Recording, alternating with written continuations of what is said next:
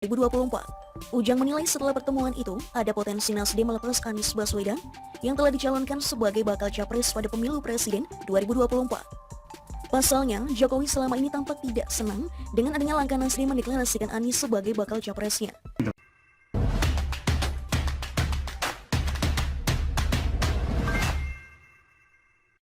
Anies panik, kebeletnya pres malah dibuang Nasdem. Ditulis oleh Manuel dari siwar.com. Saat ini Anies Baswedan sedang panik melihat bagaimana gerakan Surya Paloh mulai menjauh dari orang ini. Kita melihat bagaimana Partai Nasdem mulai goyang karena terbuai sama gerakan politik catur Presiden Joko Widodo yang tidak jadi melakukan reshuffle kabinet di hari Rabu Pon kemarin. Untuk kita ketahui bersama bahwa Rabu Pon adalah hari yang dipakai oleh Presiden Joko Widodo biasanya untuk melakukan reshuffle kabinet kementerian. Sebelumnya beredar kabar bahwa menteri-menteri yang ada di Nasdem siap-siap dibuang dan ditendang jauh-jauh dari kabinet.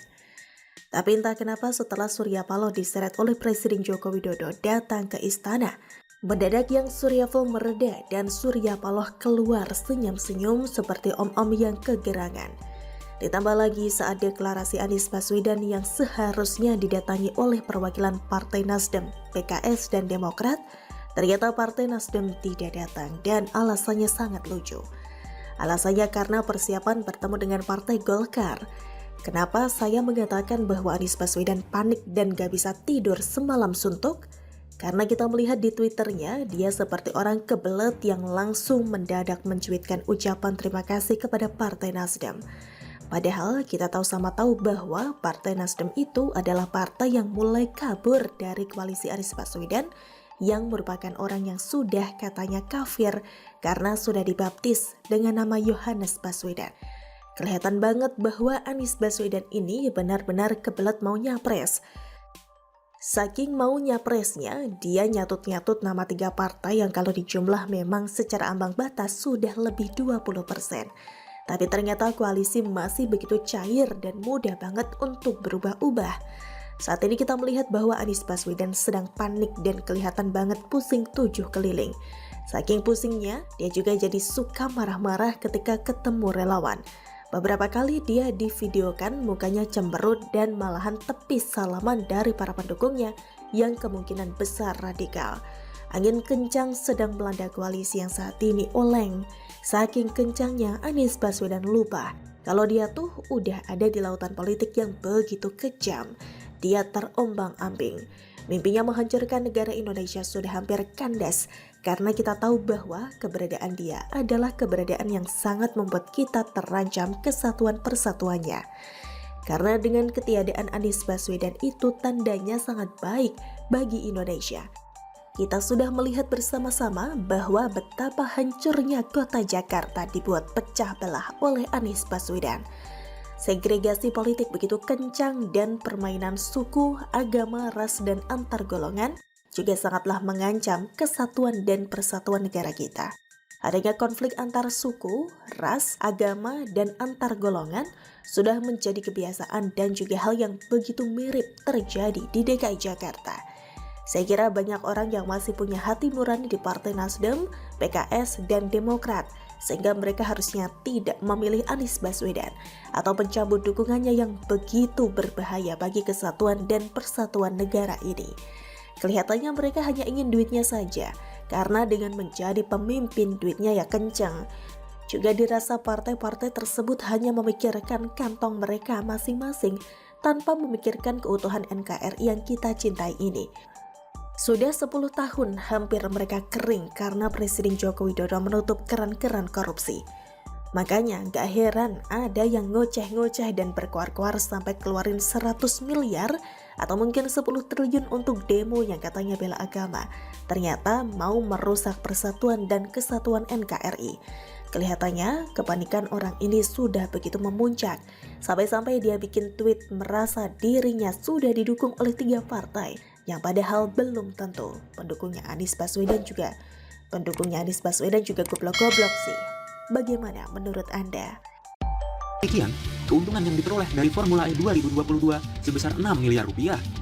Sementara itu, diketahui Jakpro masih memiliki utang dengan Formula E sebesar 49 miliar rupiah. Namun Gunung mengungkapkan bahwa utang tersebut kini tersisa 19 miliar rupiah.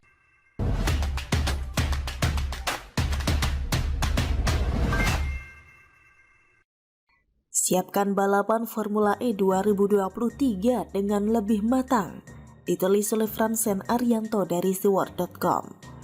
Laporan keuangan Formula E Jakarta 2022 akhirnya selesai diaudit. Hasilnya pun menggembirakan karena ada keuntungan meskipun tidak menggambarkan kesuksesan besar seperti yang selama ini digembar-gemborkan. Hasil keuntungannya memang berbeda dari sebelumnya ya. Kami sampaikan waktu itu 6, sekian miliar rupiah, sekarang 5,29 miliar rupiah setelah diaudit. Detailnya saya nggak ingat, tapi secara keuntungan 2022 itu 5,29 miliar rupiah. Demikian, keuntungan yang diperoleh dari Formula E 2022 sebesar 6 miliar rupiah. Sementara itu, diketahui Jakpro masih memiliki utang dengan Formula E sebesar 49 miliar rupiah. Namun Gunung mengungkapkan bahwa utang tersebut kini tersisa 19 miliar rupiah. Itu wajar, hasil auditnya itu wajar. Yang mengaudit Jojo Sunarjo, kata Vice President Corporate Secretary PT Jakpro, Syahrial Syarif seperti dikutip dari Kompas.com. Syahrial juga menyatakan bahwa hasil audit juga sudah diserahkan ke Badan Pembinaan Badan Usaha Milik Daerah atau BPBUMD DKI Jakarta dan Inspektorat DKI Jakarta. Penyerahan audit itu dilakukan pada Minggu kedua Januari 2023. Ditonton oleh lebih dari 150 negara dan Jakarta hadir untuk memberikan pesan kepada dunia bahwa Jakarta ikut ambil tanggung jawab di dalam menghadapi climate change, global warming dengan memulai transformasi. Selamat atas selesainya laporan Formula E, meskipun harus memakan waktu yang lama untuk sebuah event yang disebut sukses besar dan dicatat rapi. Selamat juga atas keuntungan yang didapatkan meskipun tidak menggambarkan sebuah event yang katanya untung besar. Angka 5,29 miliar rupiah memang bukan angka yang kecil kalau dilihat dari nominalnya. Hanya saja angka itu terasa kecil jika dibandingkan dengan pengeluaran yang ada. Perlu diingat bahwa komitmen fee untuk penyelenggaraan Formula E sebesar 653 miliar rupiah. Jumlah itu baru dibayar oleh Jakpro sebesar 563 miliar rupiah. Kekurangan 90 miliar rupiah masih harus dibayar pada akhir tahun 2024 sesuai kesepakatan dengan pihak Formula E. Keuntungan Formula E terasa kecil jika melihat angka nominal seperti itu. Dampak yang dirasakan rakyat Jakarta juga tidak banyak.